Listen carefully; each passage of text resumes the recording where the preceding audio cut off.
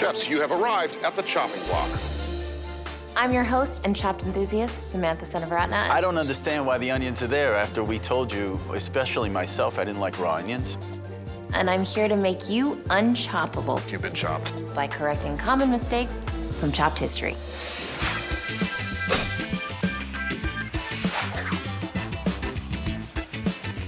Let's see what today's lesson is, shall we? I have some very strong flavors here. Some red onion, habanero pepper, truffle oil. I think I can already taste what we're gonna be talking about here. Someone is not gonna be happy about this. I'm gonna talk about this raw onion thing. Let's see what we have for this. Today we serve fish stick brandade, finished with the accoutrements of edamame, red onion, and then arugula with a orange vinaigrette. I think the onion's a little over the top. Yeah. It's a lot of red onion. Chef Andrew, you've been chopped. Judges? We felt that the red onion was a little overpowering. It kind of took over the whole dish. And so we had to chop you. Thank you so much. I wonder if a lot of fans noticed the dreaded red onion mistake. Yeah, you could say that. Oof.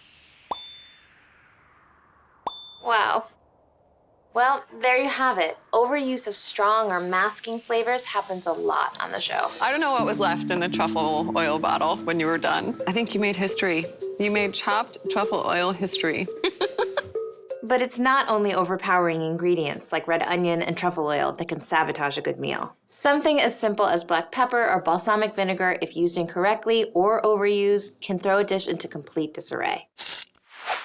As the judges like to say, these recipes can disrupt the cohesiveness of the whole recipe.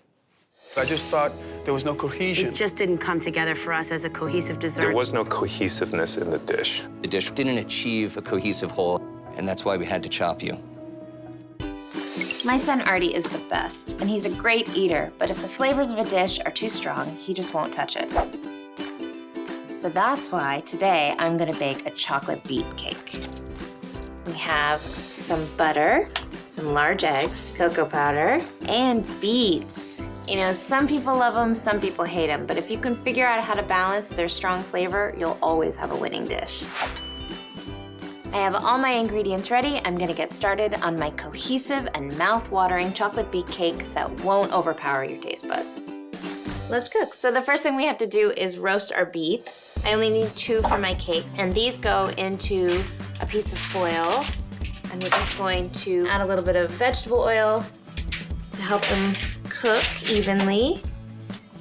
We'll wrap them up in a nice little foil packet. So this goes into a 400-degree oven for about 40-45 minutes until they are tender when pierced with a knife. So here I have my beets. They've been in for about 45 minutes, and I'm gonna pierce them. Look at that, it goes right in. You don't want any resistance at all. I'm gonna let these guys cool for about 15-20 minutes until they're cool enough to handle. My beets are cool, and I can peel them. I'm gonna use some plastic gloves to protect my hands because they tend to stain. But I'm also gonna use these paper towels to sort of help get the skin off. I love beets. I don't understand people who don't. Let's clean up a little. Looks a bit like a crime scene. And now these guys I'm just gonna coarsely chop and throw into my mini processor. Okay. You only need a cup of beet puree. So that'll go into my large bowl. Beets are not only delicious, they're super nutritious. They're full of antioxidants, vitamins, and minerals. Okay, I have all the ingredients in front of me. I've reduced the oven temperature to 350 degrees to bake my cakes. First thing you want to do after that is butter and flour 2 8-inch round cake pans. Line them with parchment, butter and flour the parchment. Set those aside, and now we'll work on the dry ingredients. So I have all-purpose flour into a fine mesh sieve, Dutch processed cocoa powder. I like to do them both at once. Just getting out the lumps. Now I have some fine sea salt, baking soda, and baking powder. I'm just gonna whisk these together. It smells so good already. Yum. Okay, we'll set that aside, and now we can do our wet ingredients. So I have my cup of beet puree, some vegetable oil, some sour cream. We need a little bit of water, 2 large eggs. Let's whisk this together. We're not just trying to hide beets in a cake, we're trying to make a better chocolate cake, and beets are the way to do that. Okay, that looks good. Now we can add our brown sugar, light or dark, and some granulated sugar. Look at this beautiful color. Okay, and now we can fold our dry ingredients into our wet. The job seems a little bit easier to me using a whisk. She looks great. Okay, so now I can put that into my 2 prepared cake pans. These are gonna go into a 350-degree oven for about 30 minutes until a toothpick inserted into the center comes out clean. There's a science to baking, and that means balance. The ingredients have to work together in the right ways, otherwise you're done for. Look at these beautiful cakes. They're so shiny, I can just tell that they're super duper moist. So these need to rest for about 15 minutes before I can flip them out. I'll just set them over here on this cooling rack and start my garnish. So I have that other beet that we were working with. I'm gonna cut off the end, and what we're doing here is making cute little beet chips that are gonna go on top of our cake. So let's slice them on the mandolin.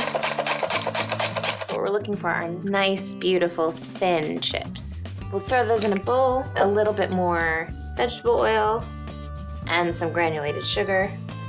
Just toss them with my hands. Here I have a silicone baking mat on a rimmed baking sheet. Using that just to make sure they don't stick. These go back into a 350-degree oven for about 25 to 30 minutes until they're golden brown and crisp. So while my beet chips are in the oven, I'm gonna make my frosting. So the first thing we need to do is cream our butter. It's at room temperature, nice and soft. And our cream cheese, also at room temperature. Look at that. So to that, I'm going to add my confectioner's sugar, and this has been sifted. Just got a big whiff of sugar. Cinnamon, a little bit of pure vanilla extract, and some sea salt. Increase the speed incrementally. And that's it, she's done. Now I can get my beet chips out of the oven. Look how cute these are, like little flower petals. So I have my cooled rounds. We're gonna set one onto my cake stand. We're gonna put 1.5 cups of frosting on top. That's gonna be in between our 2 layers. So I have a little offset spatula. We'll spread around this layer. Yum. Okay, now we can throw the other layer on top. We're gonna do our crumb coat. So, and you can see I'm sort of building in the sides to make everything level. So now she looks good. She can go in the fridge until she's nice and firm, and then we can finish frosting. Let's do this. So here's my cake. It's been chilled. You can see the frosting is nice and firm.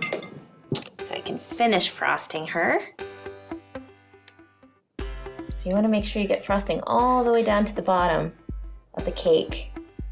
I'm gonna run over it with the bench scraper just to make sure it's nice and neat. Smooth out the top. She looks cute. So now I have a pastry bag here. I'll fold this over and throw it into a quart container. You could also use a glass. Put this in. Okay. When I'm using a piping bag, I like to twist the top. Hold it like this, and then I'm gonna pipe some pretty rosettes. Let's see. Now I'm gonna just do one opposite that so that I can have them evenly spaced. That's pretty cute. Okay, now we can put our beautiful beet chips in there.